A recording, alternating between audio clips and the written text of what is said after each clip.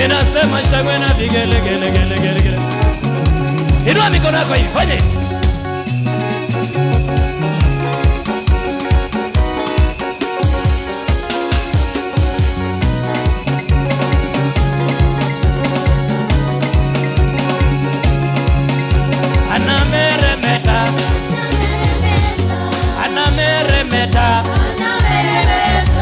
Anameremeta.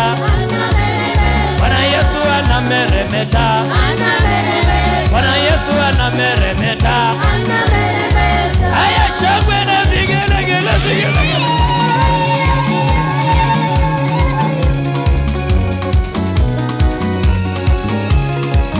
Yesu ni wangu mimi wa uzima wa milele. Yesu ni wangu wa uzima wa milele. Oh, Yesu ni wangu mimi wa uzima wa milele. Yesu ni wangu ni wa uzima wa milele. Oh, Yesu ni wangu mimi wa uzima wa milele. Yesu ni wangu ni wa uzima wa milele. Oh, ananipenda mimi wa uzima wa milele. Yesu ni wangu ni wa uzima wa milele. Ni wa uzima. Ni wa uzima. Ni wa uzima. Ni wa uzima.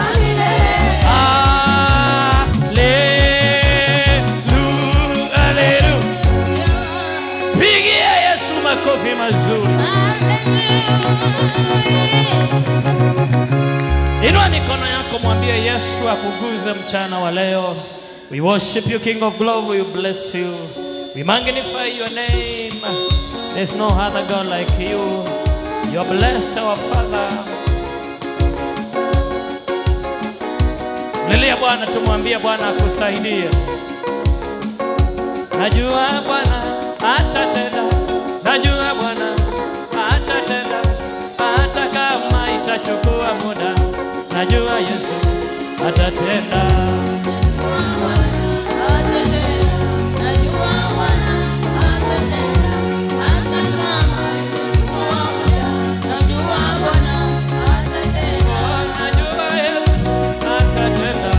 Najua Baba atatenda.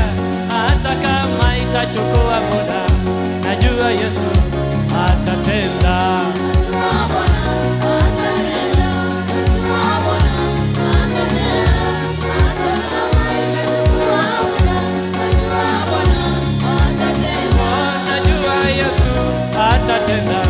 Najua Yesu atatenda.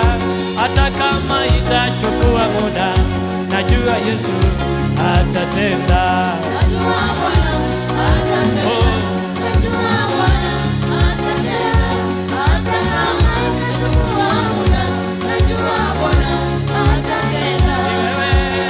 Ni wewe Bwana, ni wewe. Ninakupenda.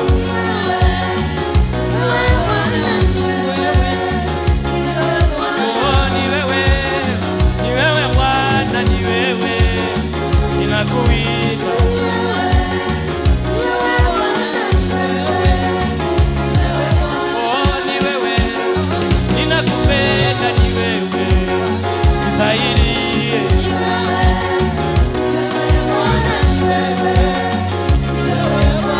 Mwambie Bwana asubuhi na mchana wa leo akubali kutembea katika maisha yako. Tunakubariki Jehova, tunakupenda. Tunakukaribisha katika mawazo, katika mioyo, katika maisha yetu. Naomba tukaone mkono wako usio wa kawaida. Naomba tuone neema, ukatutembelee na ukatusaidie. Nyumba hii hautakosa mama aliye tayari. Nyumba hii hautakosa kijana aliye tayari.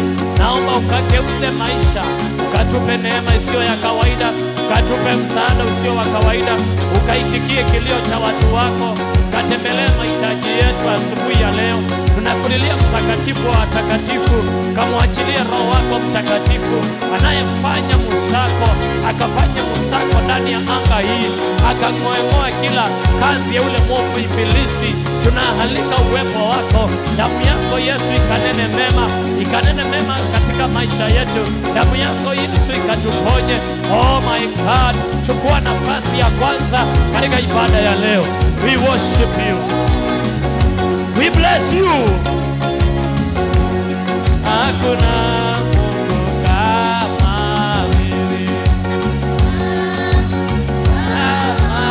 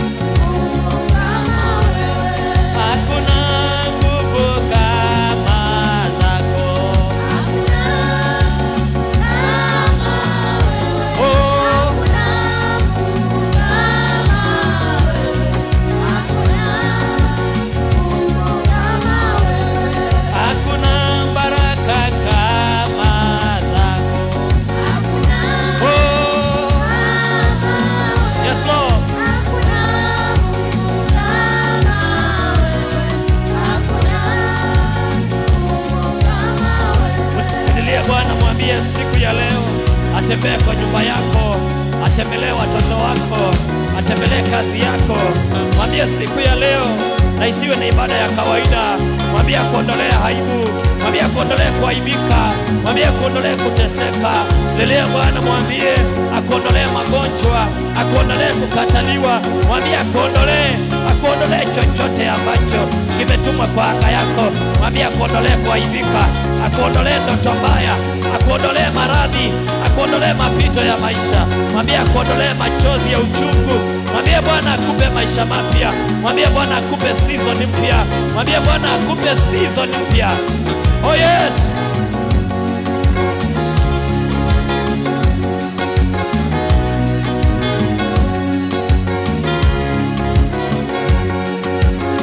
Ukatende maajabu.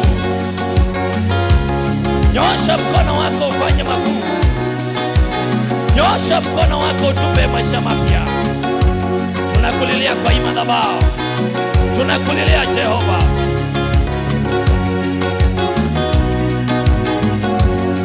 Oh yes.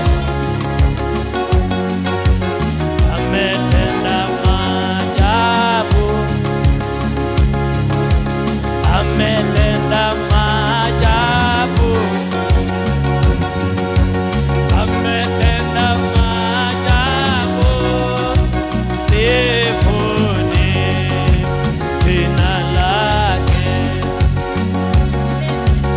Ametenda maajabu. Yes Lord. Imba hiyo wimbo pamoja. Ametenda maajabu. Ametenda maajabu.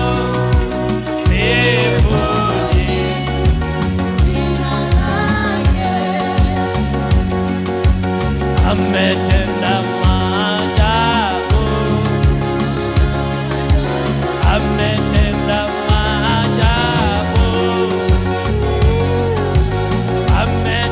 Sifuni jina lake. Ametenda maajabu. Ametenda maajabu. Oh, ametenda maajabu. Sifuni jina lake. Ametenda maajabu. Ametenda maajabu. Ametenda maajabu. Sifuni jina lake. Ametenda maajabu. Yes Lord, my Father. Ametenda maajabu. Ametenda maajabu. Sifuni jina lake. Tunakubariki Jehova asubuhi na mchana wa leo. Nikukiri kwa vinywa vyetu ya kwamba kufika hapo tumefika ni maajabu yako. Kuona siku ya leo ni maajabu yako. Kuwa na afya asubuhi ya leo ni maajabu yako. Kuwa tunaweza kunyanyua mikono na kukuchezea katika hii madhabahu na hata kutoa sauti zetu kupiga makofi, ni kumaanisha kuna maajabu umetenda katika maisha yetu. Tunakubariki. Zaidi ya yote tunaomba ukanyoshe mkono wako tena na ukakubali kutenda maajabu mengine katika ibada ya siku ya leo. Kuna mtu amekuja hapa ana mahitaji ndani ya moyo wake. Naomba Bwana ukakutana na mahitaji ya watu wako siku ya leo. Madhabahu haya yakaandaliwe kwa ajili ya kukutanisha watu wako na miujiza, ishara na maajabu. Bwana ukatende makuu yasiyo ya kawaida. Nachukua nguvu na mamlaka na shika mateka mkuu wa anga.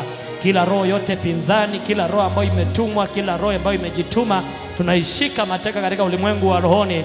Tunaimaliza nguvu, tunafungua mateka, tunaweka huru. Ibada hii tunaizingira na ukuta wa moto na nguvu za Roho Mtakatifu wa Bwana.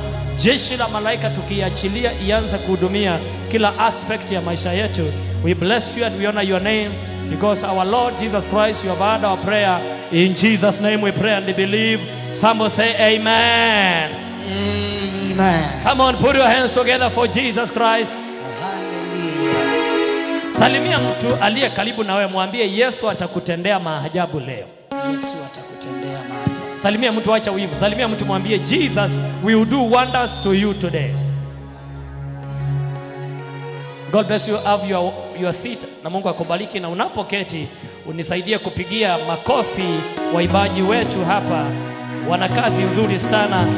Unaweza ukawapigia makofi mazuri kwa kazi nzuri ambao wanafanya, na watumishi wote katika hii madhabahu, wachungaji, familia zao, viongozi wa HBC.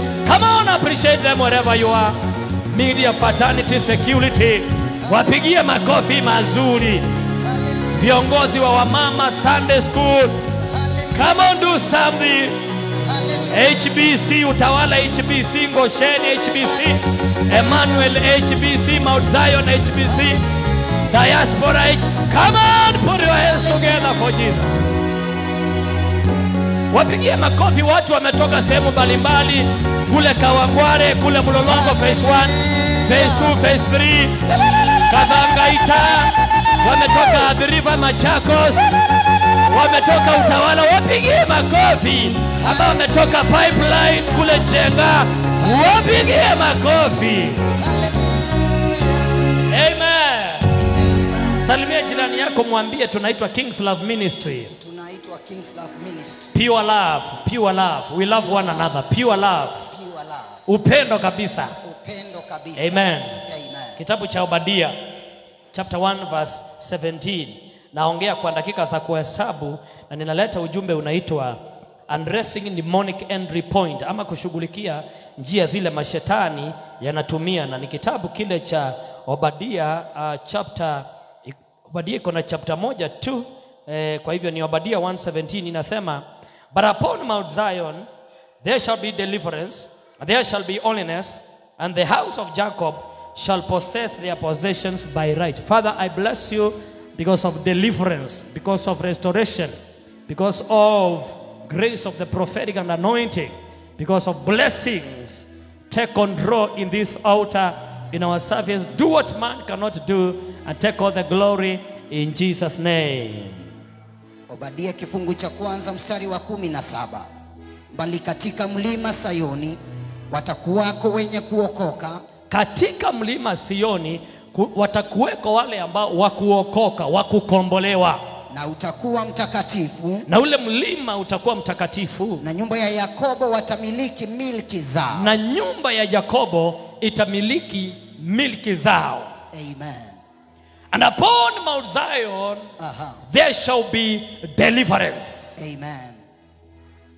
And the children of Jacob shall possess what is theirs by rights. Deliverance is a big terminology. Deliverance ni neno kubwa. Inahitaji kuchambuliwa. Ndio tujue hiki kinaitwa deliverance kwanza ni nini. Amen.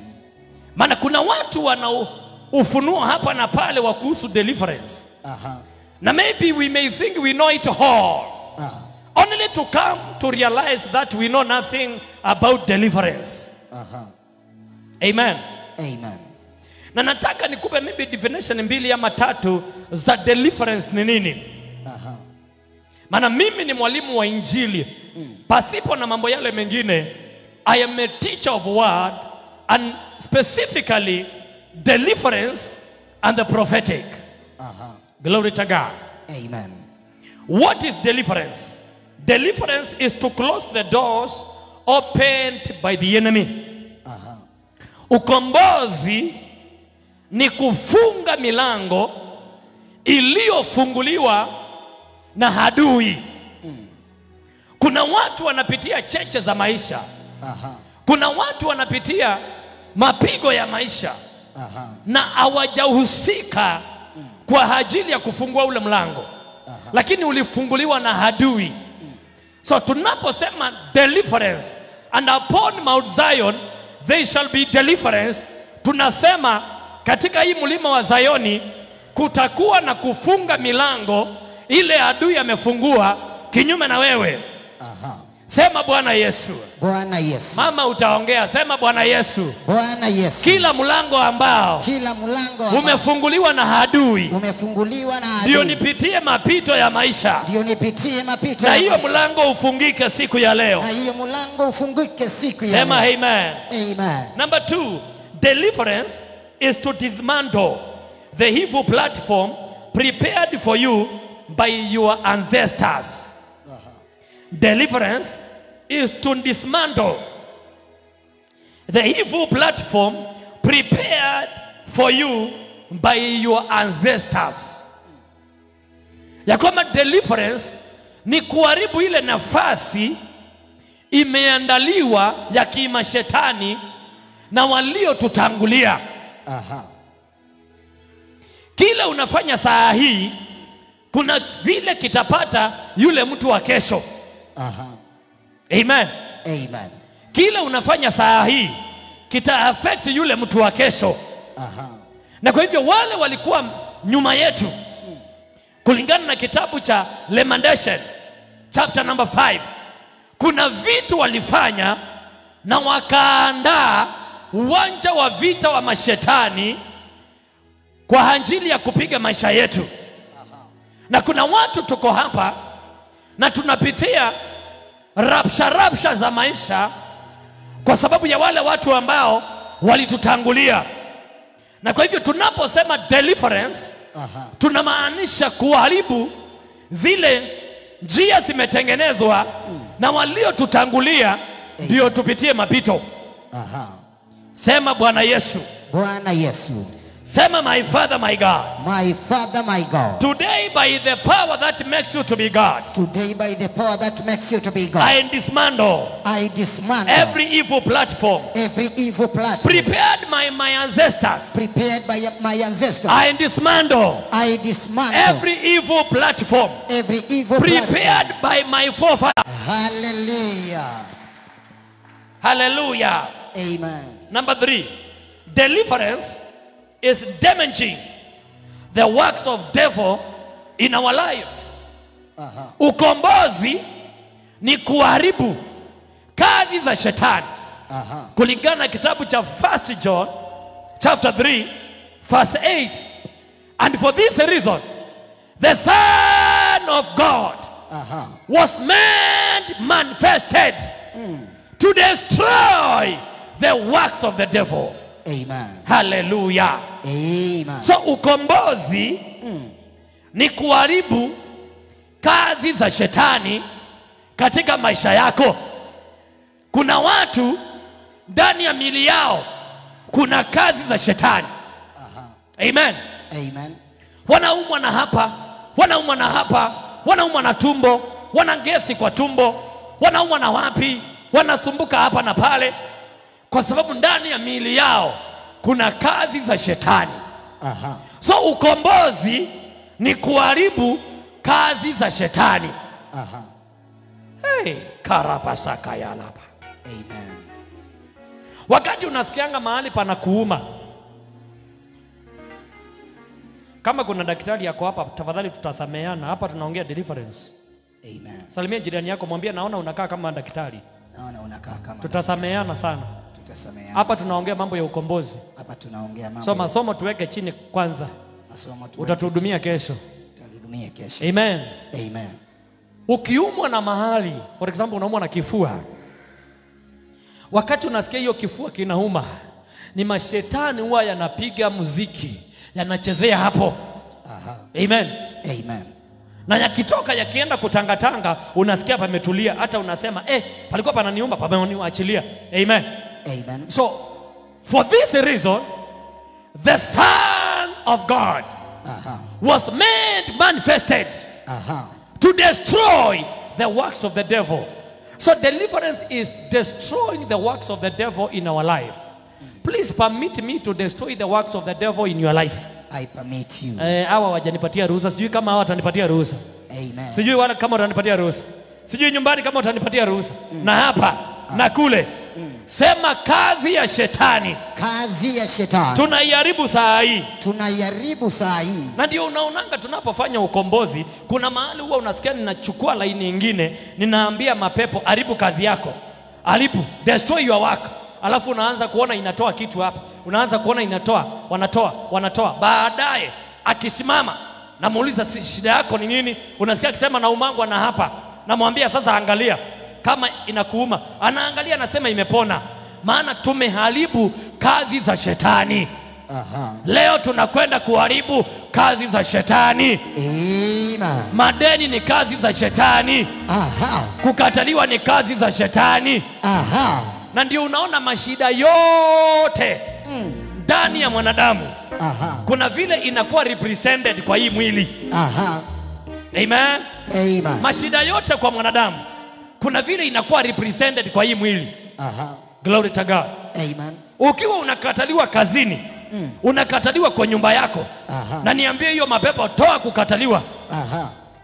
Hayataenda kazini yakatoe, utaona yanatoa kitu kwa uso wako. Ukiwa uko na madeni, umeingia kwa madeni ama una pesa, na niambie mashetani toa hiyo, toa ile uliweka, utaona wanafungua huku mikono yake. Amen. Amen. Ukiwa hujaolewa na unatamani kuolewa na kuna hiyo roho ndani yako, utaona nikisema toa kutolewa, utaona wanaweza wakashika hii kidole cha pete ama mahali popote. Mashida yote mwanadamu anapitia inakuwa represented kwa mwili wake. Kwa hivyo ukinipatia ruhusa leo, ninaweza nikashika kila roho ambayo inakusumbua katika maisha yako. Maana it is represented in your body. Glory to God. Inua mkono wako, sema Bwana Yesu, Bwana Yesu, nifungue siku ya leo. Nifungue siku ya na leo. Kazi za shetani. Na kazi za shetani. Ziharibiwe. Ziharibiwe. Pigia Yesu makofi mazuri. Hallelujah. Hata kifo kikiwa ndani ya anga ya mtu ama familia, kuna vile inakuanga represented ndani ya mtu. Amen. Amen. Ukimwombea tu hivi utaona mapepo imetoa kiatu moja. Amen. Amen. Imeweka kiatu moja nje. Wanakuambia ni roho ya kifo. Vile huko hivi, we can handle your life in totality. Amen. Tunaweza shughulikia maisha yako yote. Amen. Wewe hauna nyumba, kuna vile ina represent kwako. Nimetumwa na Bwana nikutangazie. Ukombozi unaenda kufanya kazi leo. Amen. Sema Bwana Yesu, Bwana Yesu, kazi za mashetani nasiondolewe siku ya leo. Nasiondolewe siku ya leo. Amen. Amen. Number 4, deliverance is offloading satanic loads. Amen. Deliverance is to offload satanic load. Ukombozi ni kuyawa meyo, ni kumya meyo, ni kutoa mizigo. Ile mtu anabebeshwa. Anasema hivi Yesu Kristo, njooni kwangu nyinyi ambao mmebebeshwa mizigo mizito, nami nitawapumzisha. So ukombozi ni kutoa ile mizigo mizito ambao mwanadamu amebebeshwa. Vile unaona watu wanatembea polepole hivi, wamebebeshwa mizigo, huwezi kuiona na macho, lakini ni vitu vya kiroho. Wanaamka asubuhi wamechoka na kazi, wamechoka na hao watoto wako nao, hata wengine wanakunywa sumu wanajiua. Wamechoka na maisha, maana wamebebeshwa mizigo mizito. Mathayo 11:28. Mathayo 11:28. Njooni kwangu nyinyi nyote mnaotaabika. Njooni kwangu nyinyi wote ambao mnataabika na kulemewa na mizigo mizito. Na mnalemewa na mizigo mizito. Ukombozi ni kuondoa mizigo mizito. Amen. Amen. Amen. Watu wanashindwa kufika miaka 60. Wanashindwa kufika miaka 70. Wanashindwa kufika miaka 80. Wanashindwa kufika miaka 90. Maana wamebebeshwa mizigo. Leo mizigo tunatoa. Amen. Tingiza mtu mwambie mizigo tunatoa leo. Mizigo tunatoa leo. Atingiza mtu vizuri mwambie mizigo mizito. Mizigo mizito. Tunaweka chini. Tunaweka chini. Pigia Yesu makofi mazuri. Hallelujah. Unaona hapa muimbaji anatuimbisha a wonderful song, praise of Watu hawezi wakacheza, unaona wanafanya tu hivi. Ni mizigo. Angalia jirani yako, mwambie kumbe vile huko unacheza ni mizigo umebeba wewe. Tumeanza kukujua. Leo unakombolewa. Amen. Piga makofi, hawapigi wako tu hivi. Hivi tu. Amen. Unawaambia wazunguke. Tukizunguka, zunguka. Hawawezi wakazunguka round. Mizigo. Mizigo. Amen. Amen. Amekuja hapa kwa njia, karibu atoe ulimi kwa njia. Hapa tu kutembea hapa dakika 5. Amekuja amechoka. Watu wamechoka. Wengine kutoka kwa kitanda ni ngumu. Wamechoka na maisha. Mizigo mizito tutoe tuzitoe. Inua mikono yako, sema apostle. Kwa anointing ile Mungu amekupatia. Niondolee mizigo mizito. Pigia Yesu makofi mazuri. Hallelujah. Na ndio unaonanga watu wote wakikombolewa, akimaliza kusimama huwa anamwambia fanya hivi. Tofauti ni nini? Unasikia akisema nasikia nikiwa mwepesi. I'm very light. Amen. Amen. Can I prophesy to somebody today? Prophesy. Mizigo mizito waliokubebesha.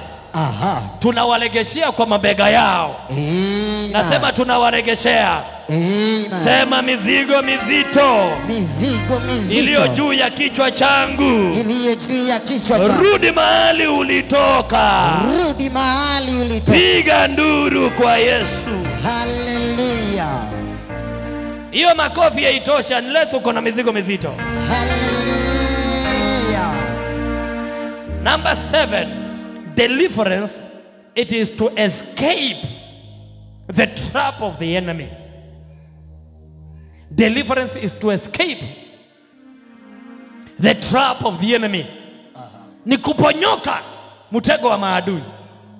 Maana shetani huwa anatupa mitego kila mahali.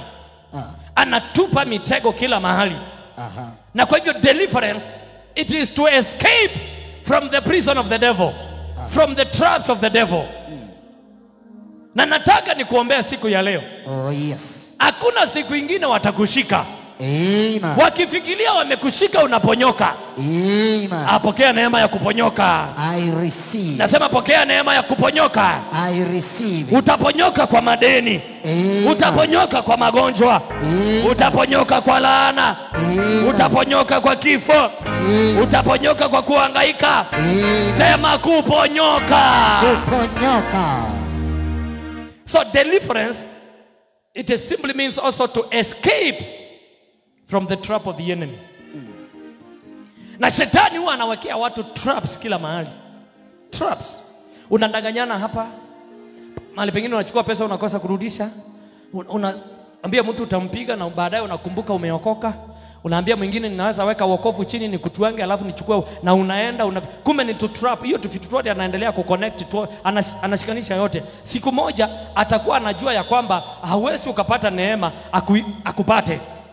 Lakini siku ya leo nataka nikupe dawa. Amen. Dawa ya kuponyoka. Amen. Wakifikiria wamekunasa, watakuta umetoka kwa ikenge yao. Amen. Nasema wakifikiria wamekushika, watakuta umeponyoka. Amen. Piga makofi kama unataka kuponyoka. Zaburi 124 mstari wa 7. Zaburi 100 ngapi? 24 mstari wa 7. Na ni mstari wa 7. Tumeponyoka kama ndege. Hai mwanono utata kwako ni mwanomo kwa makofi. Yaani kuna mstari unasema tumeponyoka. Yes. Hiyo ndio nilikuwa nataka hiyo. Hiyo ndio nilikuwa nataka hiyo. Amen. Sema niko hapo, niko hapo, niko hapo. Niko hapo. Niko hapo, niko hapo. Niko hapo, niko. Mimi naponyoka. Mimi naponyoka. Hey! Hey! Are you ready kuponyoka? Yes. Amen. Amen. Yani you want to mean kuna mstari ya kuponyoka. Yes. Tusomee hiyo mstari tena. Zaburi 124 mstari wa 1. Aha. Tumeponyoka kama ndege. Tumeponyoka kama ndege. Kutoka katika mtego wa mwindaji. Kutoka kwa mtego wa muwindaji. Mtego umevunjika. Na mtego umevunjika. Nasi tukaokoka. Nasi tukakombole. Ayayayaya. Amen. Yay! Yay! Hey! Hey! Hey! mtego umevunjika. Mtego umevunjika. Na mimi nimeokoka. Na mimi nimeokoka. Na mimi nimekombolewa. Na mimi nimekombolewa. Sema haleluya. Haleluya. Amen. Amen. So deliverance ni kuponyoka katika mtego wa maadui. Amen. Na as long as umekuja hapa, mimi nakupa grace Amen. ya kuponyoka. Amen. Hakuna siku watakushika. Amen. Hata siku ile watakuwa wanajua, wako very sure.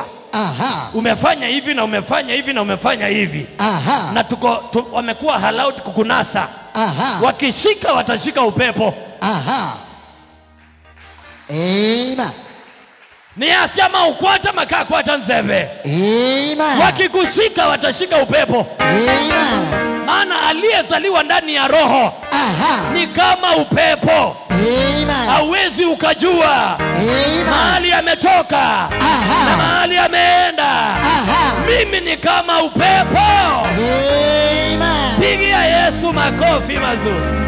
Zaburi 91. Zaburi 91 mstari wa 3. na ni mstari wa 3. Hakika yeye ataniokoa. Hakika yeye ataniokoa Na mtego wa mwindaji. na mtego wa mwindaji Na maradhi ya kuambukiza. na maradhi ya kuambukiza Na ya kuua. na ya kuua. Amen. Kwa hivyo kuna magonjwa ambayo inapatikana kwa mitego. Aha. Na kuna watu wako hapa, Aha. wanaumwa na tumbo, Aha. wana blood pressure, Aha. wana diabetic, Aha. kifua kikuu, Aha. na ni mtego ulikunasa.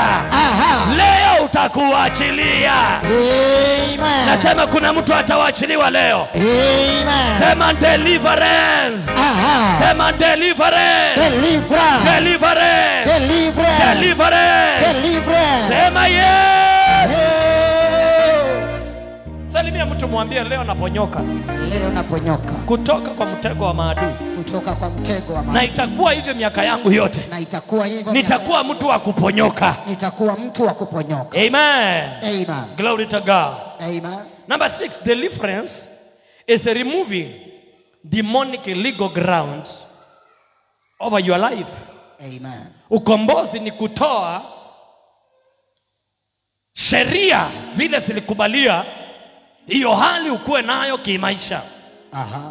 Kuna watu wamefungwa kisheria. Aha. Kuna watu wanateseka kiaki. Aha. Amen. Amen. We are people who are being tormented by demons, and the demons are using illegal grounds.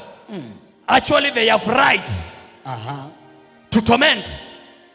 Kuna wakati Yesu alikuwa anatoa mapepo kwa mtu, na yale mapepo yalikuwa 2000, na akayakemea, akayambia mwende kuzimu, lakini akajitetea. Nikamwambia hapana, usitutume kuzimu, tutume hapa. Sisi tuko na haki ya kukaa hapa, tuna haki. Kuna maroho yanakaa mahali kwa sababu ya haki. Aha. Amen.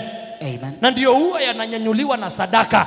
Aha. Unapotoa sadaka huwa unaharibu haki ya mashetani. Aha. Amen. Amen. So kuna watu wanateseka kihalali. Na mapepo yale yanatumia sheria kuwa ndani ya mtu, yanaitangwa strong man spirit. Aha. Na yakiingia ndani ya mtu yanamfanya kuwa a stronghold of the devil. Aha. Strong man spirit. These are demons with legal ground, with the rights to be there. Aha. But when we come to deliverance, Aha. we have spiritual skills to take them out of your life. Aha. Hallelujah. Amen. Nasema tunapoingia katika shule ya ukombozi, Aha. tuna njia mwafaka, Aha. tuna kanuni za kiroho, Oh yes. spiritual skills Aha. za kutoa the legal ground Aha. na kufungua binadamu. Amen. Jana wa siku ya leo Aha. ninakutangazia Aha. kwa jina la Yesu Kristo, Aha. mapepo yaliyo na legal ground Oh yes. tunakwenda kuyaondoa. Amen. Sema haleluya. Hallelujah. Haya ni yale mashetani yako na madhabahu. Kitabu kile cha Judges chapter 6 verse 25. Gideoni akaambiwa na Mungu, na ukavunje madhabahu ya baba yako. Ni maroho yako na madhabahu. ni maroho ambao yametengenezewa njia kwako. Unaweza ukayatengenezea njia, yanaweza yakatengenezewa na watu wengine. Yawe yalitengenezewa na watu wengine. Oh yes. Iwe ni wewe uliyatengenezea. Hapa kwa hii madhabahu.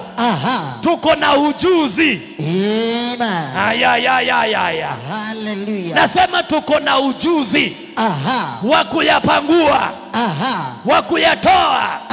Katika maisha yako. Amen. Sema maroho. Maroho. Yaliyo kwangu kisheria. Yaliyo kwangu kisheria. Ni lazima utaenda. Ni lazima utaenda. Piga makofi yaende. Waamuzi 6:25. Waamuzi 6:25. Usiku ule ule Bwana akamwambia Gideoni, uchukue ng'ombe dume wa baba yako, yaani yule wa pili mwenye miaka 7, na ubomoe ile madhabahu ya Baali yaliyonayo baba yako, na ubomoe madhabahu yanayopatia legal ground mashetani kukusumbua. Sema madhabahu itabomoka. Sema madhabahu nao nisumbua.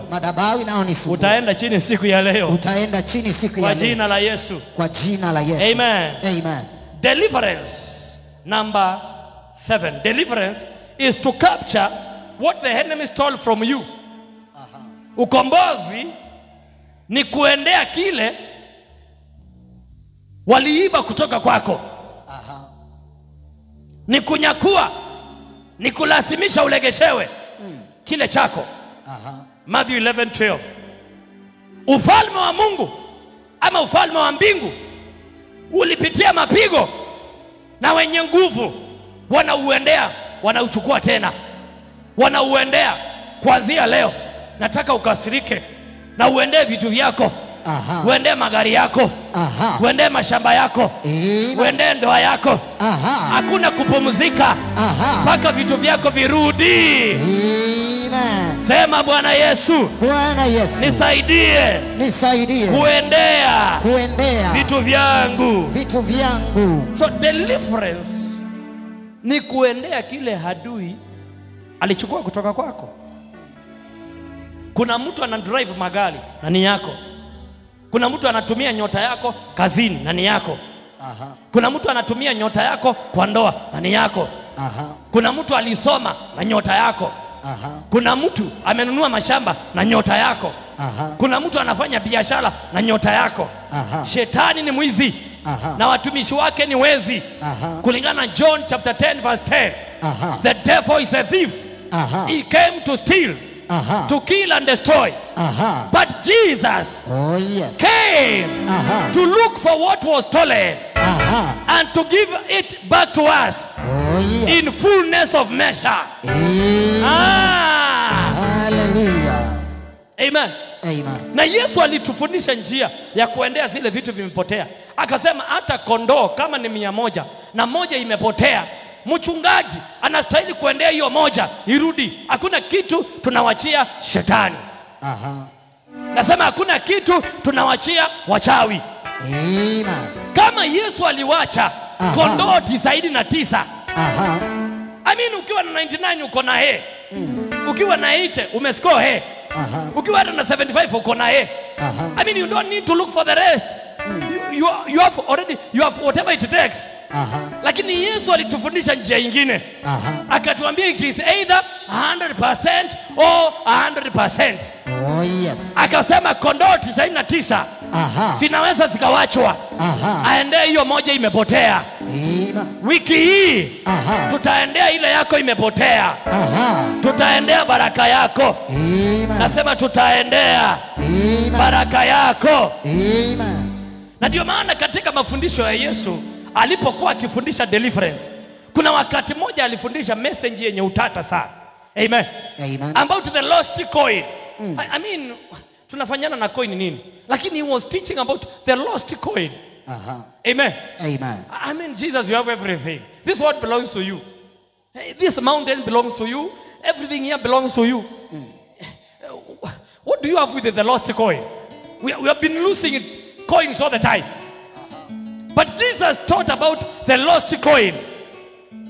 Meaning that everything that belongs to you is very important. Tunaendea mpaka dururu yako ya mwisho. Amen. Hiyo amina imeanza kwenda chini. Amen. Ninasema tunaendea vitu vyako. Amen. Deliverance ni kuendea vitu vyako. Amen. Deliverance ni kuendea baraka zako. Amen. Sema kwa sauti kubwa, anayetumikisha baraka zangu. Baraka zangu. Kamatwa na moto. Kamatwa na moto. Kamatwa na moto. Kamatwa na moto.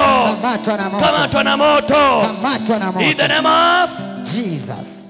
Number 9. Deliverance. It is to silence demonic siren crying against your destiny or crying against your progress. Deliverance is silencing demonic siren. Kuna kitu kanaitwa siren, kale unasikia kanalia kwa kingola. Kama nyumba iko na kingora, mwizi akiingia kanalia. Katika ulimwengu wa kiroho kuna vitu vimepangwa namna hiyo. Ukivuka mahali signal inalia, rudisheni huyu amepita mpaka. Ukiolewa kidogo tu ni kama hata hujaolewa kabisa, uko mwezi wa kwanza, siren inalia. Angalieni huyu asifuke hapo. Amen. Amen. Ukishika tu $100 gili anayemwe, ukishika $100 tu hivi, siren zinalia kwa anga. Amepata pesa. Tuma magonjwa kwa wazazi wake, tuma magonjwa kwa mume wake, tuma magonjwa kwa mke wake. Reduce. Let me prophesy to somebody. Prophesy. This service is to silence every demonic siren. Sema kila kingora cha kishetani ambacho kinalia wakati nimeanza kuendelea. Wewe kingora cha mapepo, ninakukamata, ninakuvunja. Nyamaza forever. In the name of Jesus. Amen. Amen. Na ndio unaona kuna watu wakipata pesa kidogo wanavutwa kazi. Wakipata pesa kidogo tu hivi kitu inafanyika. Maana there is a demonic siren that is crying against your progress. And that is what is called deliverance, to silence that siren. Amen. Amen. Barikiwa sana Thomas Musioka, pastor, tumepata sadaka yako. Mungu akupiganie. Deliverance yako ni ya leo kwa jina la Yesu. Mbete Musango, Mungu akubariki, sadaka yako imefika hapa. Deliverance kubwa ionekane kwako siku ya leo. My brother Chandra Kamakau, ninakutangazia asubuhi ya leo, kila siren ya kishetani ambao huwa inalia wakati unatamani kuendelea, tunaikamata siku ya leo. Amen. Christine Watuka, wherever you are, ninakutangazia siku ya leo, ukombozi unakuja kwa nyumba yako. Amen. Kwa sababu ya sadaka yako. Amen. Sema hallelujah. Hallelujah. Number 9. Deliverance. It is to rebel against the anointing of being the tail. Amen. Hey, hey. Hallelujah. Malaso kabragadusi yalima kadia. Amen. Pararusa yalipa. Lekatai maziki riba kote. Melosa yalabazi gadi mahandelegia. Perakuta yalabagada. Yelemazagada. Oh, thank you Jesus. Inua mikono yako, sema anointing of being the tail. Anointing of being I rebel against you. I rebel against you. Anointing of poverty. Anointing of poverty. I rebel against you. I rebel against you. Unajua kurebel ni kutoa kichwa. Amen. Amen. Ni kutoa mang'aa. Amen. Ni kutoa asira. Amen. Kinyume na kitu fulani. Amen. Amen. Na kwa hivyo deliverance, it is to rebel, ni kugaidi, ni kukataana. Hey, hey. Amen. Ni kukataana na roho ya kubaki nyuma. Roho ya kuwa hauna kitu. Aha. Roho ya kuwa haujiwezi. Aha. Roho ya kuwa hauna baraka. Aha. Deliverance. Oh yes. Ni hasira takatifu. Aha. Huwa inaingia Mkristo. Aha. Na anakataana. Aha. Na roho ya kutokuwa na pesa. Aha. Anakataana. Aha. Na roho ya kuwa nyuma. Aha. Na anaingiwa na hasira takatifu. Amen. Pigia Yesu makofi mazuri. Hallelujah. Amen. Amen. Lazima uangalie wakati wa kucheka na wakati usio wa kucheka. Amen. Amen. Kuna roho inaitangwa roho ya hasira takatifu. Unakasirikia hali, unakasirikia mapepo kwa nyumba yako, mpaka mtu akija kwako anafikiri kuna mtu mlikosana na hujakosana na mtu, lakini unajaribu kumwambia this is not the time for me to love. I'm fighting a spiritual warfare. Napigana vita hapa. It is not time to have luxury. It is not time to celebrate. I'm in warfare. Deliverance. Oh yes. Ni anointing ya hasira. Inaingianga mtu.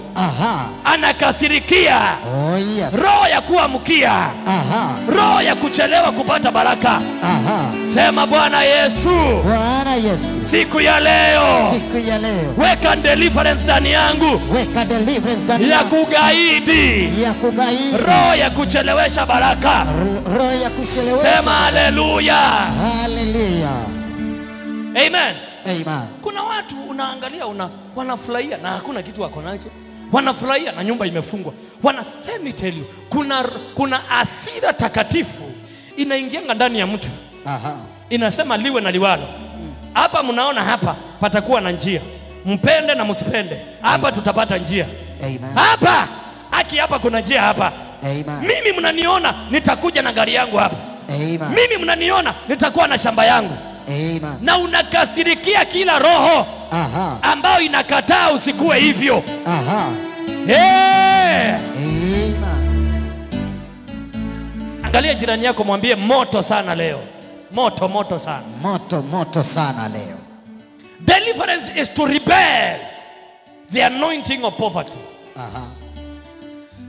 And when you are rebelling the anointing of poverty, the anointing of being the tail, we will even know through your words, the way you talk to us. Kuna watu wanakubalianga kila maneno tu. Amen. Amen. Ukiambiwa na mtu nikopesha 100, unamwambia wacha hata mimi unaniomba 100. Mimi hata mimi nimekopa zaidi. Tuna maneno tu huwa tunaongea ambayo inaenda kinyume na ile hali tunapitia. Amen. Lazima ukuwe na maneno ambayo inaenda kinyume na kile unapitia. Amen. Sema deliverance. Deliverance. It is to rebel. It is to rebel. The anointing. The anointing of poverty. Of poverty. Somebody say my Father. My Father. My Maker. My Maker. My Redeemer. My Redeemer. Every anointing. Every anointing. Of poverty. Of poverty. Wherever you are. Wherever you are. Catch fire. Catch fire. Put your hands together for Jesus. Hallelujah. Who needs deliverance? Who needs deliverance? Nani anahitaji ukombozi? Maana kuna categories za watu huwa hawajui ya kwamba wanahitaji ukombozi, na aswa wanahitaji lakini hawajui. Amen. Amen. Number 1 ni yule mtu ambaye who needs deliverance. Those people who always go backward instead of going forward. Wale watu all the time, they have a mentality, they have a behavior, as a satanic behavior. Instead of going forward, they go backward. Those people need emergency deliverance. Amen. Amen. Ukimaliza kuokoka huku kwa Mungu, hakuna hiyo language ya kurudi nyuma. Ndio maana hata mtu akiokoka na backslide arudi nyuma, huwa haokokangi tena. Sijui kama mmewahi hivyo pastor. Sijui kama deaconess mmewahi hivyo. Mtu akimaliza kuokoka na arudi tena aende kwa ulevi, na kwa sigara naende huko, bado ameokoka. Amen. Amen. Hawezi ukampigisha toba ya pili hiyo moja. Hakunanga mambo ya wokovu, hakunanga kurudi nyuma. Akitaka kurudi kwa Mungu anaamukia huko, anaenda. Lilika na balawa balukili amuka. Amen. Amen. Amen. Anakujanga na anaendelea. Amen. Oh, you people, are you here somebody? Yes. Hakuna kupigisha toba watu mara mbili. Kama alikuwa ameokoka, bado ameokoka. Ni kuanguka alianguka. Aamuke aendelee. Aamuke aendelee. Sikiza mtu mwambie amuka endelea wewe. Amuka endelea. Huku kwetu hakuna kurudi na nyuma. Huku kwetu hakuna kurudi na nyuma. Sema haleluya. Haleluya. Amen. Amen. So maombi ya mtu alirudi na nyuma, akija kuambie nilikuwa nimeokoka lakini nilirudi na nyuma, unamwambia sema kuanzia leo nimechukua wokovu, nimeendelea. Na anaendelea tu hivyo tu, na anaendelea. Maana huku kwetu hakunanga kurudi nyuma. Aha. Tuingwa ngea ya reverse. Amen. Hatuna ngea ya reverse. Amen. Ukiingia hapa, maandiko inasema ni kutoka utukufu kwenda utukufu. Nasema ni kwenda juu, kwenda juu. Oh, yes. Fanya hivi, sema kwenda juu, kwenda juu. Kwenda juu, kwenda juu. Amen. Amen. So kuna watu wako na roho leo wanapanda wanarudi nyuma. Leo maisha ilikuwa mazuri, kesho inakuwa mabaya. Kesho kutwa maisha inakuwa mazuri, hiyo ingine up and down. Wanakuwa kama ile mahesabu tulifanya kule shuleni, inaitwa ya binary mathematics, zeros and ones. Unaenda juu, unaenda chini, unaenda juu, 1 0 1 0. Sema hiyo roho, hiyo roho ya kurudi na nyuma, ya kurudi na nyuma. Kama kuna Mungu mbinguni, kama kuna Mungu mbinguni, unazikwa leo, unazikwa kwa leo kaburi ya moto, kwa kaburi ya moto. Pigia Yesu makofi mazuri. Haleluya. Hapana, hiyo makofi sio mazuri, piga makofi mazuri. Haleluya. Sema hakuna kurudi nyuma tena. Hakuna kurudi nyuma tena. Nikichomoka nimechomoka. Nikuchomoka ninachomoka. Mtanipata mbele. Mtanipata. Tingiza jirani yako, mwambie utanipata mbele. Utanipata. Unajua ukiona mtu akutingiza anakuanga mchawi ameingia kanisani, unangeukianga mwingine haraka. Tingiza mtu, mwambie unanipata mbele. Unanipata mbele. Utanipata mbele. Utanipata mbele. Mimi nimechomoka. Mimi nimechomoka. Sema ya. Ya. So kuna watu wako na leo walikuwa na pesa, kesho hawana pesa. Ni hiyo kitu tunaiua hapa siku ya leo kwa jina la Yesu. Amen. Hallelujah. Amen. Number 2, nani anahitaji deliverance? Ni watu wale ambao they were winners, but their winning spirit was converted into failure. They used to win. They used to win. They were the headline. But now they are failing in everything. Those people, they need deliverance. Amen. Number 3, who needs deliverance? Those people, their input fails to produce. Wale watu ambao wakiweka kitu mahali hakijui kuzaa. Ufalme wetu huu ni wa kuzaa, ni wa kuongezeka. Amen. Amen. Lakini kuna watu hata kwa biashara wana survive na loan. Wakimaliza hiyo loan wanachukua wengine wanaweka. Hawazai, hawaongezeki. Unaipatia loan mara ya kwanza, mara ya pili, mara ya tatu inajisimamia.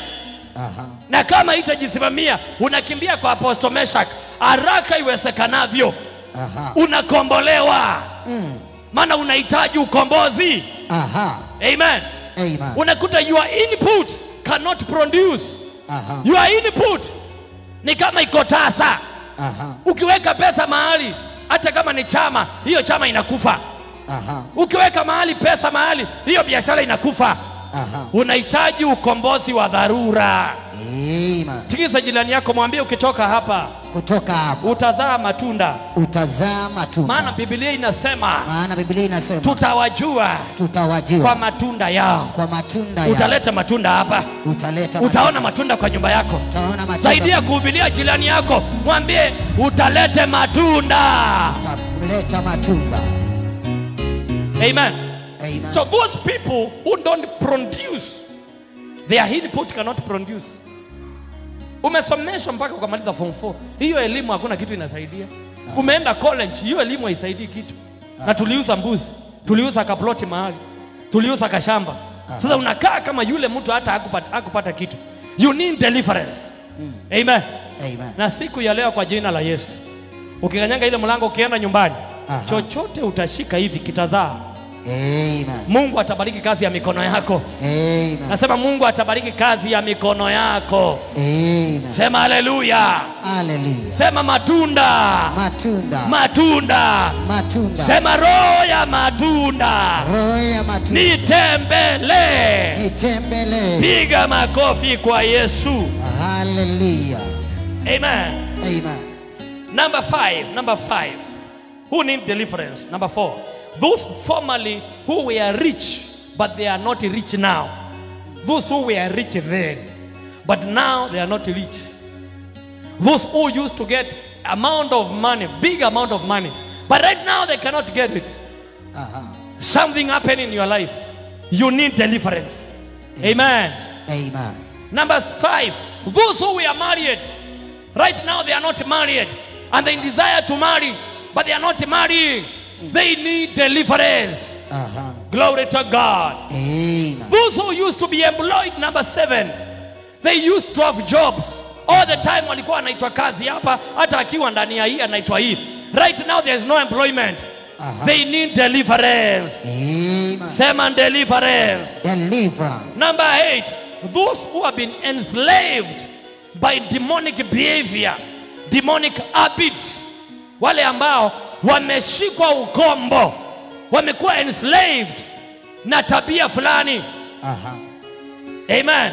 Amen. Wana tabia wanajua sio ya Mungu na wameshindwa kuachana nayo. Wana kitu wanafanyanga na wanashindwa kuacha, na wanajua ni shetani lakini wameshindwa kuacha. Wanahitaji deliverance ya haraka.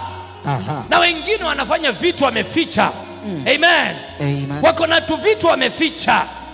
Let me tell you, afadhali uisemee hapa na ikuondokee.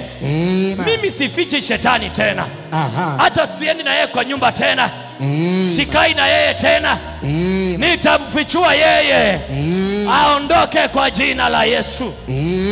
So kuna watu wamekuwa enslaved by demonic behaviors. They are immorals and they're in church. Drunk addicts, they're in church. Liars, they're in the church. Na wanashindwa hiyo kitu kutoka. You need, leo hiyo kitu itapotea kabisa na itarudi tena. Nasema hiyo amu ya umalaya inaenda na irudi tena. Hiyo amu ya pombe inaenda na irudi tena. Hiyo hamu ya kufanya hiyo kitu mbaya ambao unafanyanga kwa siri inaenda kabisa. Piga makofi iende. Hallelujah. Na afadhali a hope in bondage than as creative bondage. Amen. Amen. Afadhali yule mlevi anapita hapa anakunywa fegi, anakunywa sigara, afadhali hiyo haina nguvu sana kuliko yule amefungwa na akaifunika. Hatuwezi kumsaidia maana hatujui kama anasumbuliwa. Leo unakombolewa kwa jina la Yesu. Amen. Sema hallelujah. Hallelujah. Number 10, those who need deliverance. Those who used to be in another religion and they heard the gospel of Jesus Christ and they became born again, but they were not delivered. Wale walikuwa kwa dini zingine ambao sio hii na wakasikia injili na wakaokoka. Amen.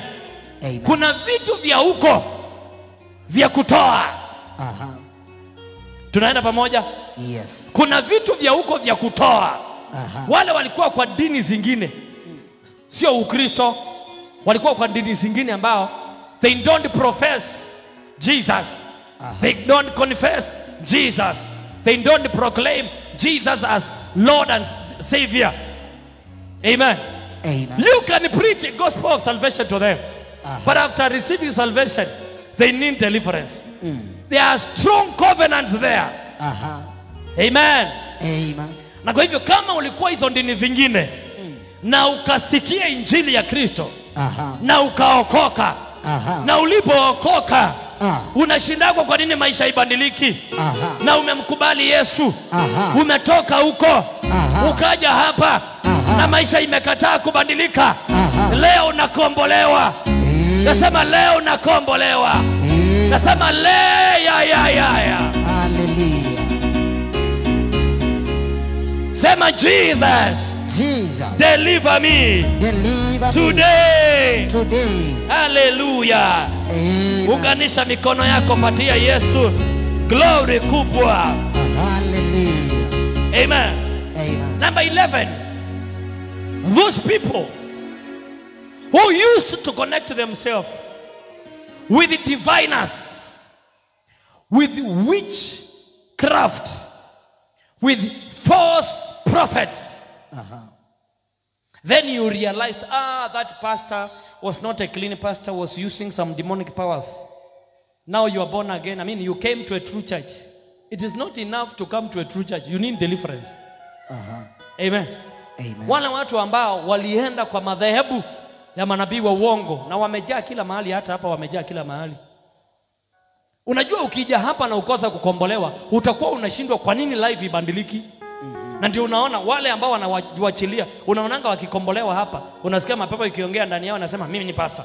Mimi ni pastor. Pastor wa wapi? Alikuwa mshirika wangu. Kwa nini alienda? Kwa nini alienda?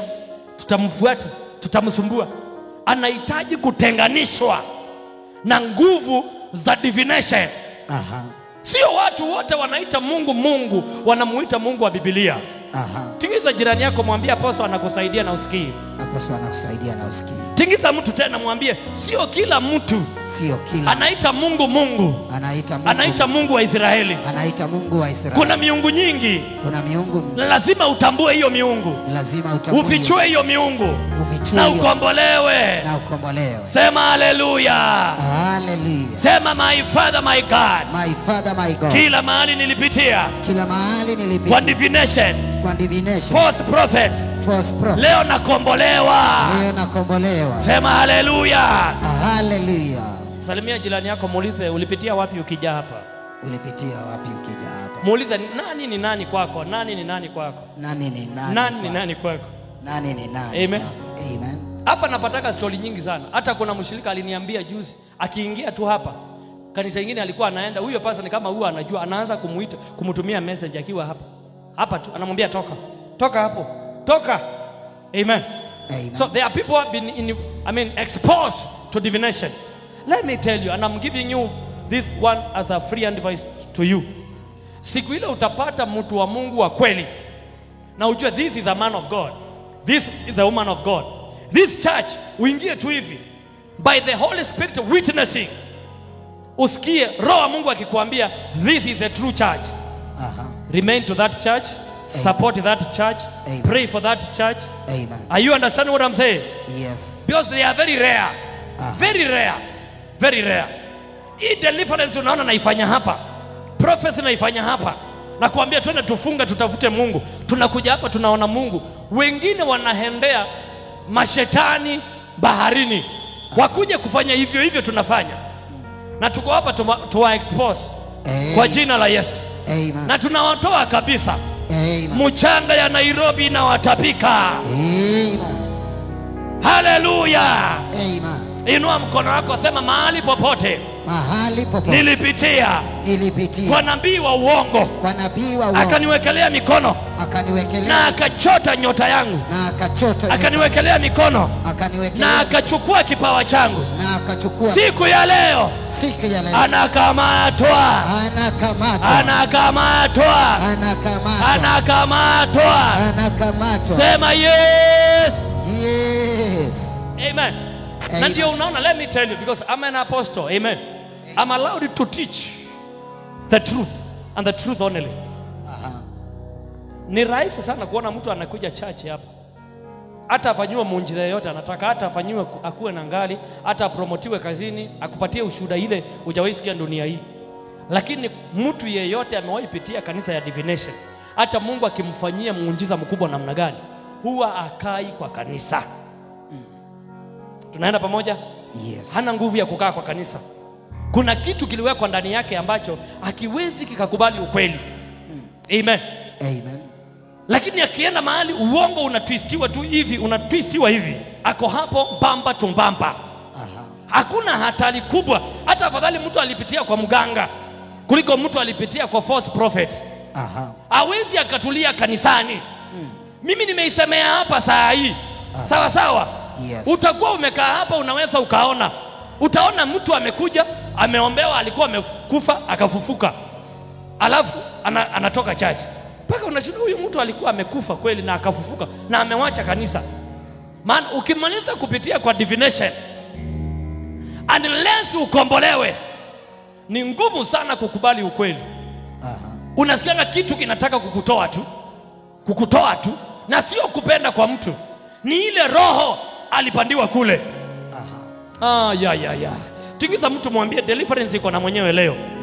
Wacha atufundishe. Wacha kufundisha. Deliverance iko na doctor leo. Deliverance iko na doctor. Wacha atufundishe. Wacha kufundisha. Yeah. Are you here somebody? Yes. Glory to God. Amen. I prophesy over your life. Ukitoka hapa, unaenda kukomboa watu. Wale walipitia mikono ya diviners. Amen.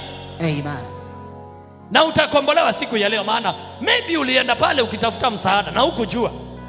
Lakini ukajipata pale. Amen. Ukakaa wiki 2-3 ukasikia hapana. Maana Mungu anakupenda. Ndio maana amekuleta hapa. Amen. Utakwenda kuokolewa. Sema amen. Pigia makofi Yesu, makofi mazuri.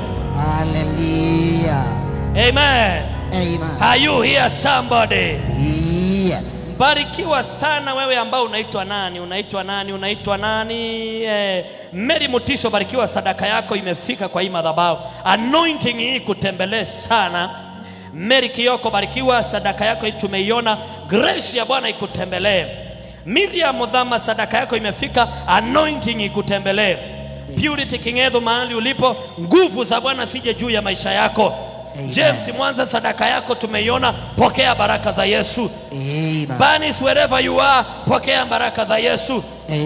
Bernard Wambua, ninakubariki kwa jina la Yesu. Sadaka yako imefika. Rosemary Kivuva, ona mkono wa Bwana kwa jina la Yesu. Sema hallelujah. Hallelujah. Glory to God. Amen. I say glory to God. Amen. Demonic entry points. I want to give you only 50. Then we pray.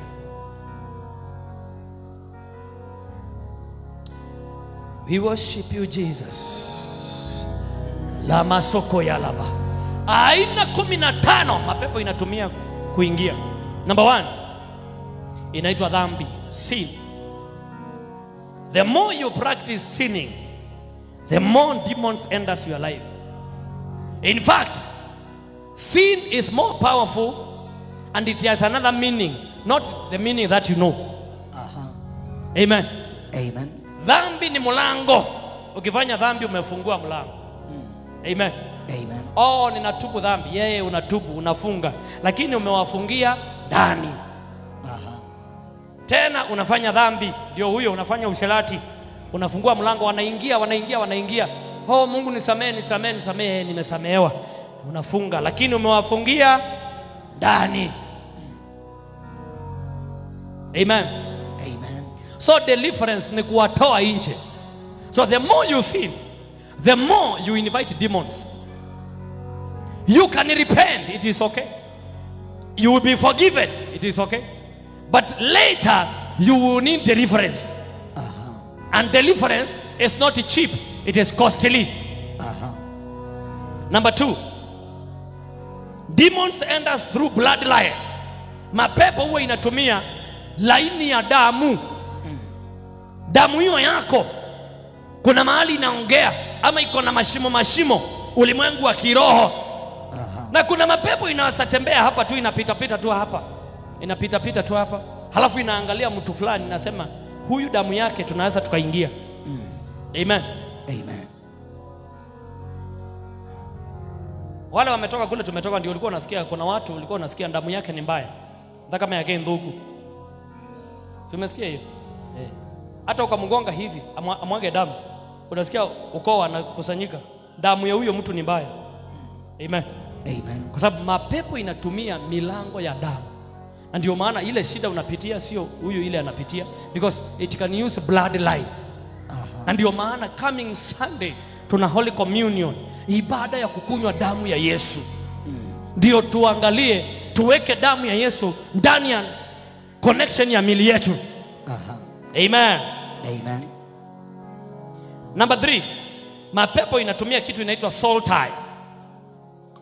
Soul tie ni mwanaume yoyote ulilala na yeye ama mwanamke yoyote ulilala na yeye. Ukimaliza kulala na mtu umeshikanishwa na yeye. Chochote ataenda kubeba. Ukiwa mahali ulipo utaibeba. Soul tie. Na ndio maana huwa anafundisha injili inaitwa breaking soul tie. Na kwa ile kitabu moja inaitwa 7 altars you must break. I think ndio hiyo chapter, ndio vina cha kwapi? Tumeweka chapter hapo. Breaking soul tie. Iko hapo. How to break soul tie. Na wandugu na wadada, ku break soul tie sio rahisi. Amen. Si mtu amelala na watu 20 ambao sio mume wake, si ndio? Yes. Unaombanga ukiongelesha kila mmoja. Nikalala na Kamau kuanzia saa hii naanza kujitenganisha na wewe. Unatoka hapo tena unaenda kwa Otieno, unashika tena line ya Otieno. Kama mlilala mara 20 yani sio kitu rahisi. Lakini baadaye huwa inavunjika tu. Amen. Amen. Amen. Ubaya wa soul tie, kama umeshikanishwa na mtu na mliwachana na alienda zake, anakaa Tanzania, akifanya wizi huko, akienda kwa mganga, umeenda kwa mganga, mko kitu kimoja. Na leo navunja soul ties hapa. Amen.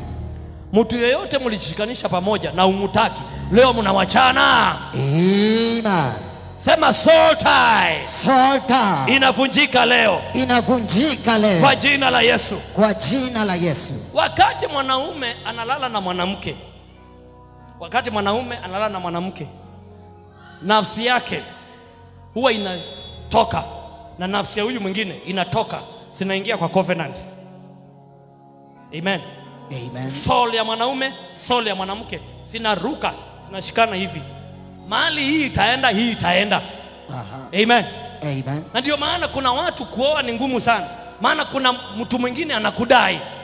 Sasa ubaya utatokelezea wakati mtu mlifanya mapenzi pamoja, yeye anaanza kujua uchawi.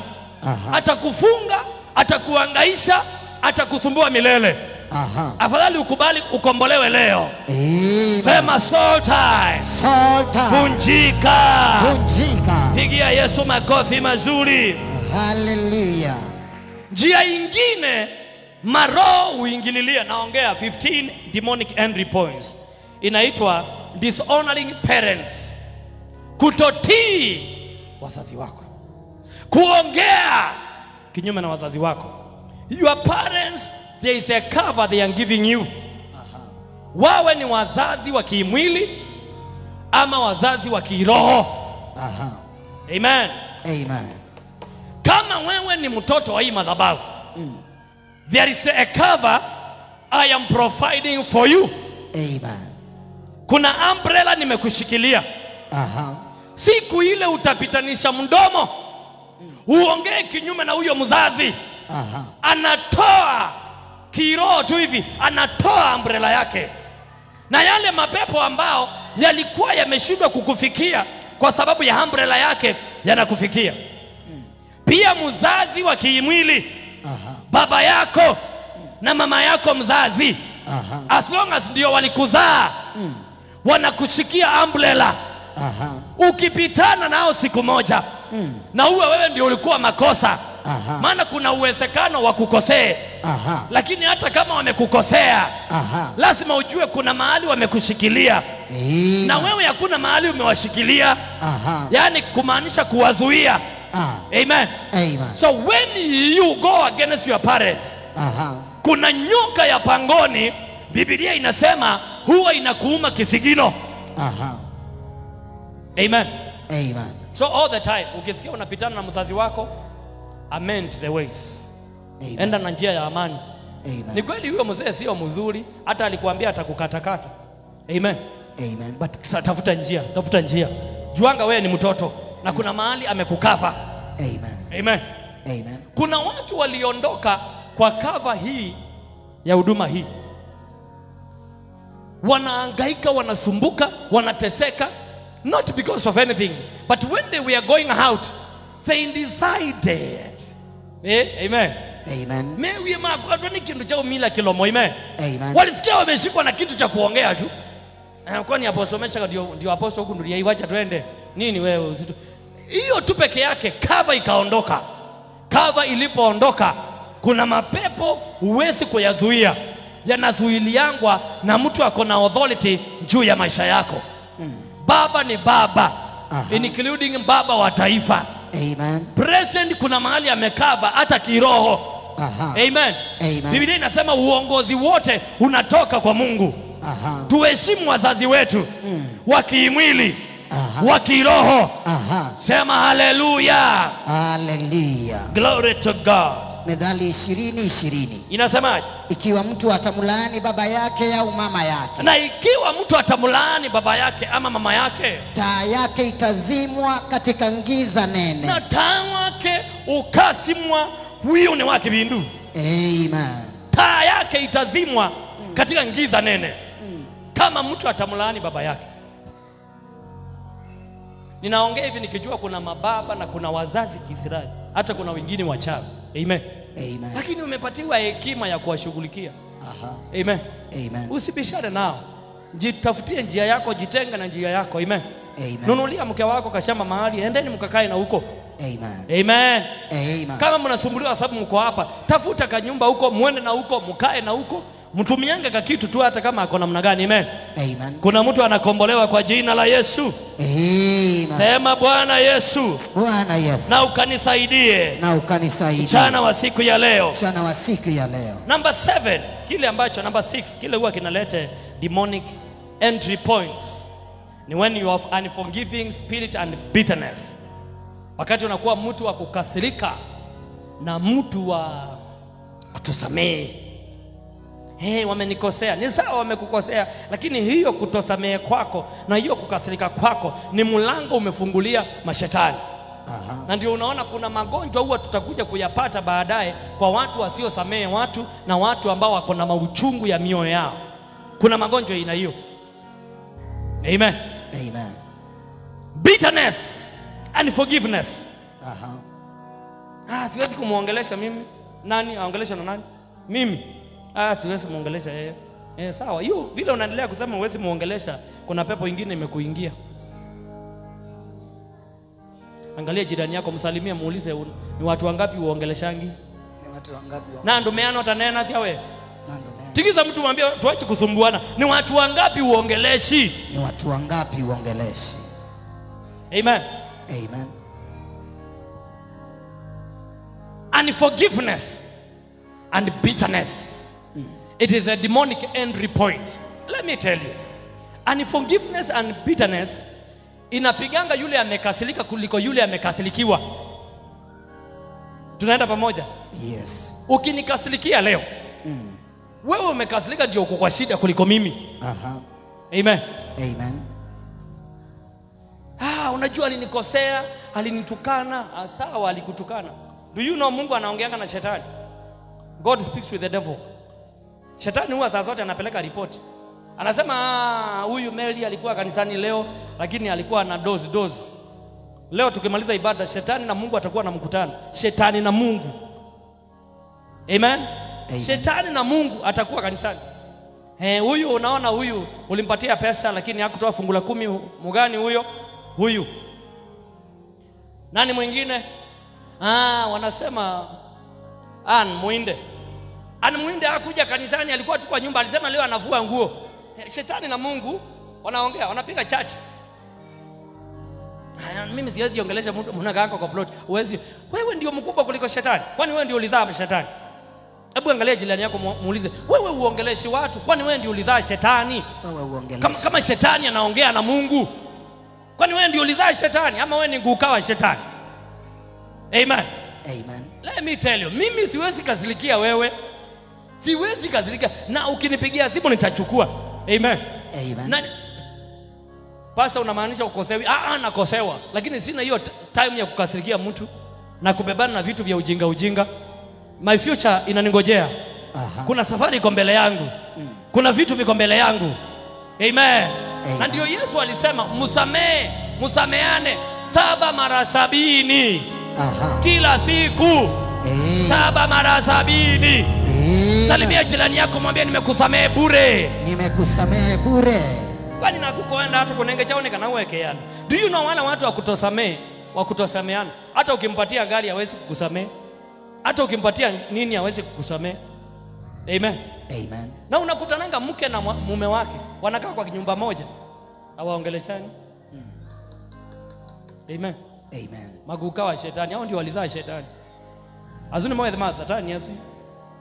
Mlioana, mnakaa nyumba moja, kukula mnakula pamoja, lakini hamuongele. Mnamaliza wiki mzima.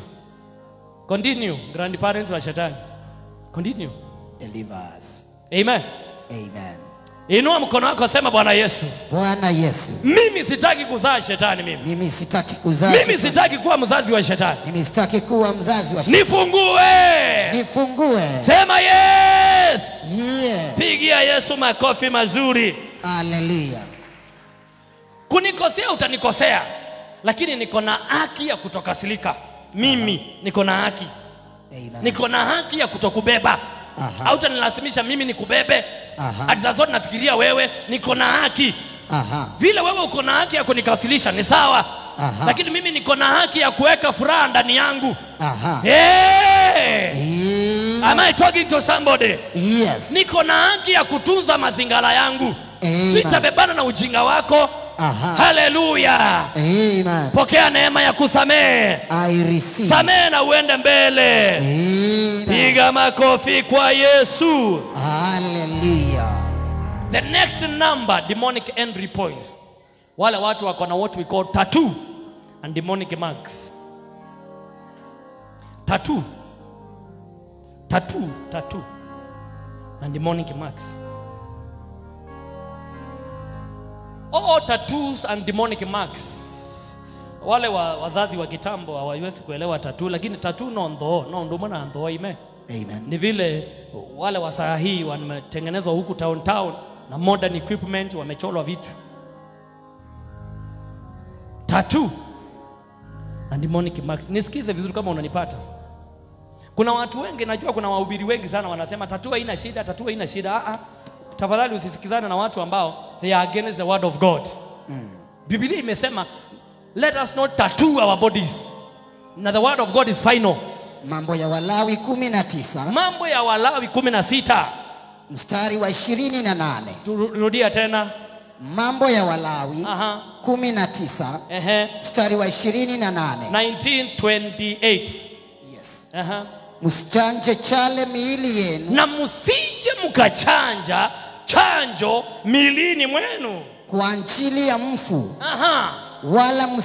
Wala msichore alama juu ya miili yenu. Mimi ndimi Bwana. Maana mimi ndimi Bwana.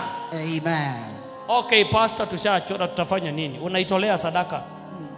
Amen. Amen. Unaifanyia nini?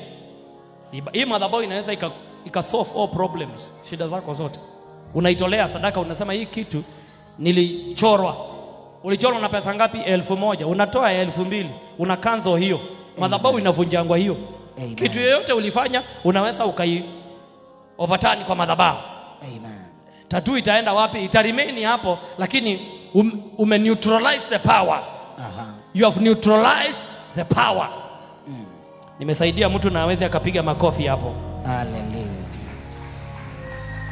Amen. Amen. Sema Bwana Yesu nisaidie. Bwana Yesu nisaidie.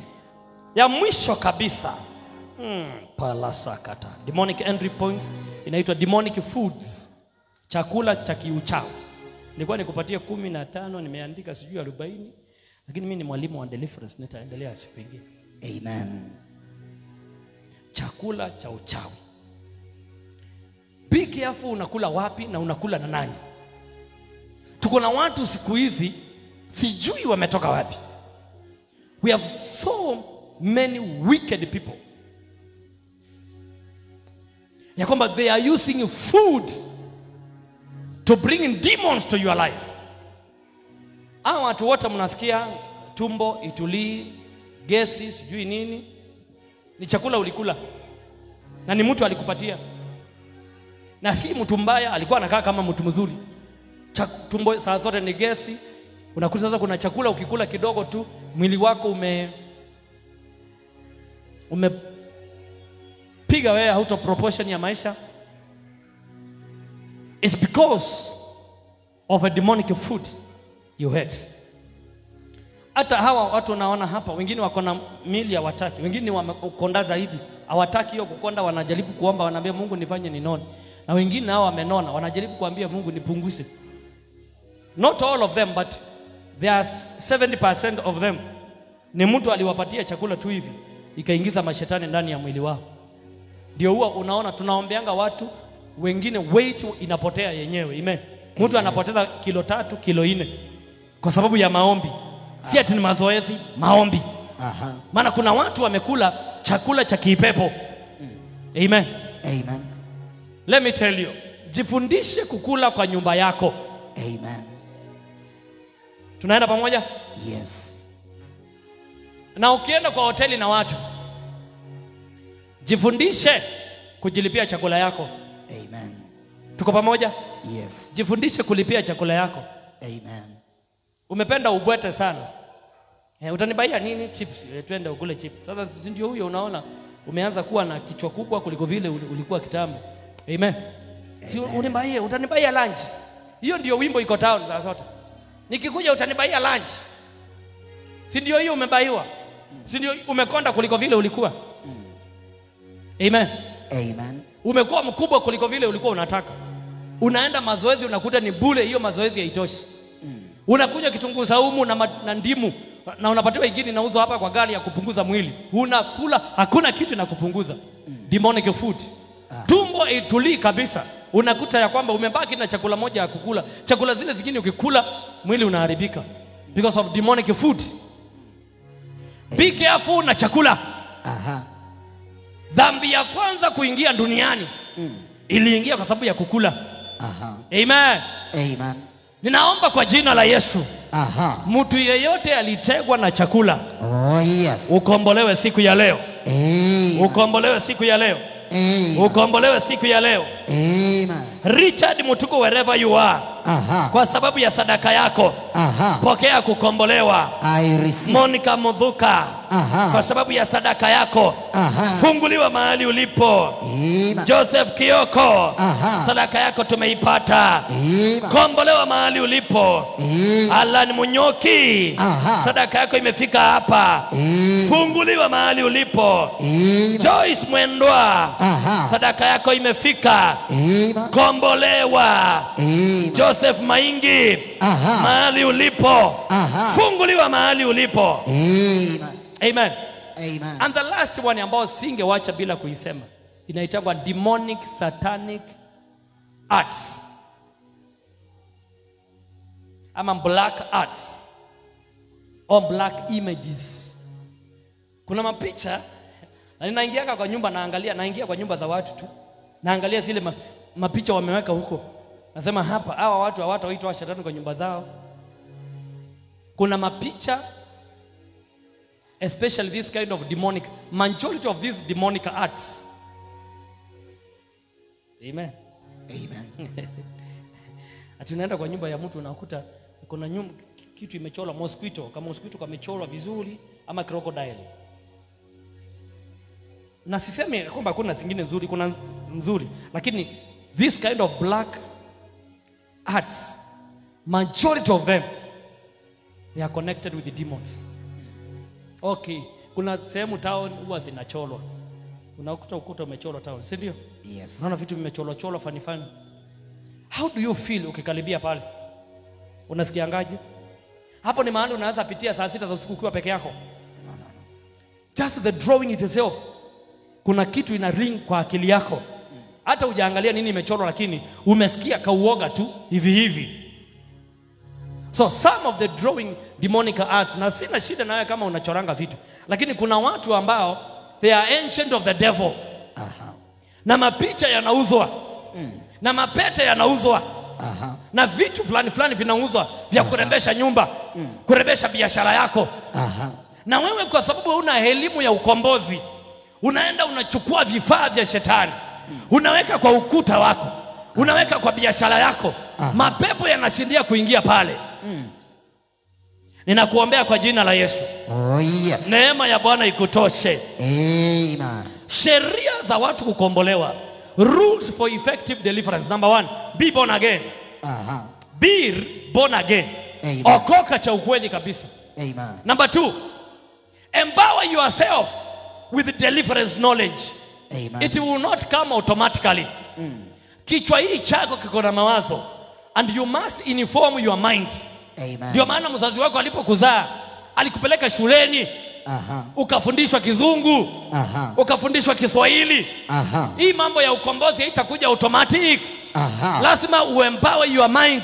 Amen. Jifundishe. Amen. Kuna vitabu viko pale, chukua moja. Ukimaliza soma chukua ingine. Jiongezee kiasi. Amen. Hallelujah. Glory to God. Amen. Inform your spirit. Inform your mind. Things of deliverance. Number 3, ask God to reveal to you where demons are entering in your life. Kuna watu unaweza wakomboa forever. Ukimkomboa hapa wanafungua mlango mwingine hapa. So uliza Mungu, mapepo inaingililia wapi? Maana sio lazima niwe nimeexhaust vitu vyote vile mashetani yanatumia. Number 4, be properly covered by a man of God. Have a spiritual authority. Have a man of God who speaks on your behalf. Have a man of God ambaye unamtegemea. Anaweza akaongea neno. Ukiwa umenaswa, anaweza akaongea tu hivi aseme achilia huyu. Achilia. Hata kwa simu achilia, na anawachiliwa. Have a man of God who can cover you. So many brethren, they are not covered. Na mapepo hata ya kwa shako inawashika tu mateka. Mapepo ina nguvu, inawasumbua. Man, they are not properly covered. Be covered by a man of God. Look for a man of God. Give him your tithe. Amen. The guarantee of covering comes from tithing. Amen. You tithe to him. He covers you automatically. Amen. You people, I'm talking to the wrong people today. The right people. Are you here, somebody? Yes. Wave at me, wave at me. What makes you to be covered by the anointing? It is through your tithing. Amen. You tithe, automatically the grace comes over your life. Amen. Amen. Amen. Oh my God. Father, I bless you. Father, I glorify your name. And the last one, be filled with the Holy Spirit. Jazwa na Roho Mtakatifu. Tamani Roho Mtakatifu. Roho Mtakatifu ndio anakufichulia hizi vitu vyote. Tamani Roho Mtakatifu. Roho Mtakatifu ndio anakusaidia kuomba. Roho Mtakatifu ndio atakwambia wachana na huyu mtu, shikana na huyu mtu. Amen. Wachana na huyu ni mbaya. Ni Roho Mtakatifu anatusaidia hizo vitu vyote. Hata ukisaidiwa ujuangi unafanya kuta uliwachana na hawa na hukujua, kumbe Mungu alikutoa kwa kisilani. Amen. Amen. Amen. Hallelujah. Amen. Wangapi wako tayari tufanye maombi hapa siku ya leo? Wave, wave, wave, wave, wave, wave, wave, wave, wave. Hallelujah. Amen. Mimi nataka siku ya leo ukinikubalia. Ukinikubalia tu hivi. Yani tukubaliane nikiwa na wewe. Tutoe tangazo rasmi leo. Na kwamba hakuna pepo italala kwa nyumba yako. Amen. Hakuna pepo italala kwa kazi yako. Amen. Hakuna pepo italala kwa watoto wako. Amen. Hakuna pepo itashika pesa yako tena. Amen. Nasema tukikubaliana leo, kuna muujiza unakwenda kutendeka. Amen. Tukubaliane leo. Hakuna ugonjwa unalala kwa mwili wako. Amen. Tukubaliane leo. Hakuna madeni yanalala kwako. Amen. Tukubaliane leo. Kila roho ya kukusumbua lazima itaondoka. Amen. Sema yes. Yes. Pigia Yesu makofi mazuri. Hallelujah. Glory to God. Amen. Nataka nikuingiza katika maombi. Barikiwa sana Elizabeth Mutinda, sadaka yako tumeiona. Mbingu sikufungukie. Baraka za Yesu sije juu yako. Ukaone mkono wa Yesu sio wa kawaida juu ya maisha yako. Maybe uko hapa nyumbani and you want to tithe, you want to give your special seed, your deliverance seed, your dedication seed. Na hiyo namba iko hapo ni ya kazi hiyo. unaweza ukafanya hivyo na uniandikie ka message kadogo, uniambie man of God, hiyo ni fungu langu la 10, hiyo ni dedication, na dedicate kazi yangu, na dedicate maadui, na dedicate ndoa, dedicate biashara. Mungu atakubariki. Amen. Amen. So nataka tukue na wakati wa kuabudu, alafu kuna mahali tutafika nikuambie